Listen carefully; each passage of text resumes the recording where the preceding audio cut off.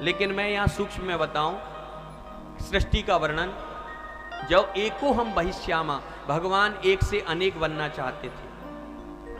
पहले एक भगवान थे, वो अनेक बनना चाहते थे। तो प्रकृति और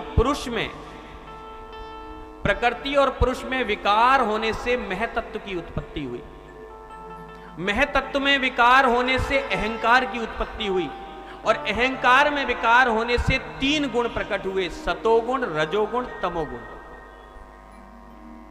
सतोगुण से देवताओं के अधिदेही प्रकट हुए, रजोगुण से बुद्धि प्रकट हुई, ये जो बुद्धि है ये रजोगुण प्रधान है, और तमोगुण से पंच महाभूत और पंच तन्मात्राएं प्रकट हुई, रूप, रस, गंध, स्पर्श, शब्द और अग्नि, वायु, जल, आकाश और शब्द। ये सब मिलकर के राजन एक अंडा बन गया और ये अंडा हजारों वर्ष से पानी की तलह पर पड़ा हुआ था। उसी अंडा को समय आने पर फोड़ करके उसी अंडा में से विराट पुरुष परमात्मा का प्रकट हुआ और उन्हीं भगवान नारायण की नाभि से कमल और कमल से ब्रह्मा जी का प्रकट हुआ।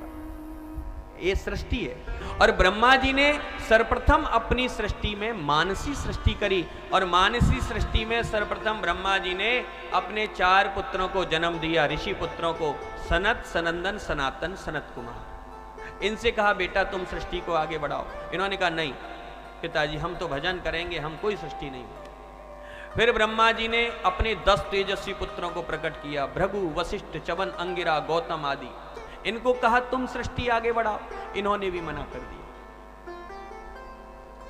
फिर भगवान की भ्रकुटी से एक बालक का जन्म हुआ और इस बालक ने पैदा होते ही रोना चालू कर दिया, तो इसका नाम पड़ा रुद्र। ये भगवान शिव के अवतार थे। बोलिए रुद्र भगवान की। इनसे कहा बेटा तुम सृष्टि को आगे बढ़ाओ। इन्होंने कहा बिल्कुल अभी बढ़ाते।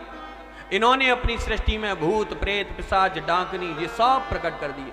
जैसे ही ब्रह्मा जी को पता चला तुरंत रुकवा दिया इनकी सृष्टि। बोले नहीं महाराज ये सृष्टि नहीं चाहिए, रोक दो। भैया ये जो भूत प्रेत आप देख रहे हो ये भोले बाबा की देन है, ये भोले बाबा ने प्रकट किए थे। फिर एक बालक का जन्म छाया से भी हुआ था, ब्रह्मा जी की छाया से।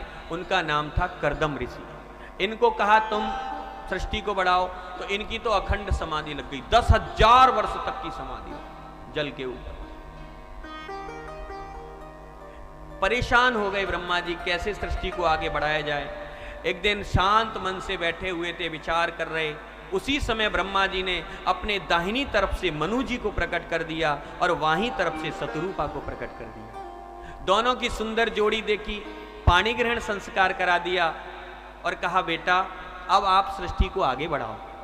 मनु शतरूपा जी ने कहा पिताजी आपकी सृष्टि तो जल पर है, लेकिन हमारी सृष्टि के लिए तो हमें पृथ्वी की आवश्यकता पड़ेगी, हमें पृथ्वी प्रदान करो।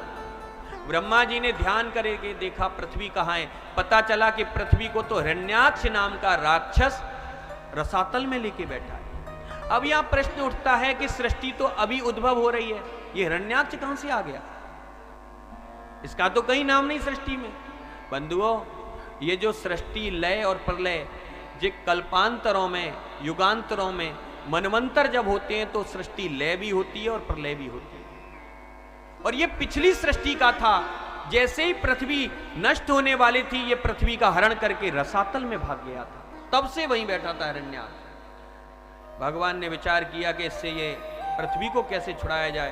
तुरंत ब्रह्मा जी सोच रहे, उसी समय ब्रह्मा जी को छींक आई, नाक से कीड़ा निकला और उस कीड़ा ने देखते ही देखते विराट रूप धारण कर दिया। भगवान का अवतार होगा 12 रूप से, सूकर रूप से। बोलिए 12 देव भगवान की।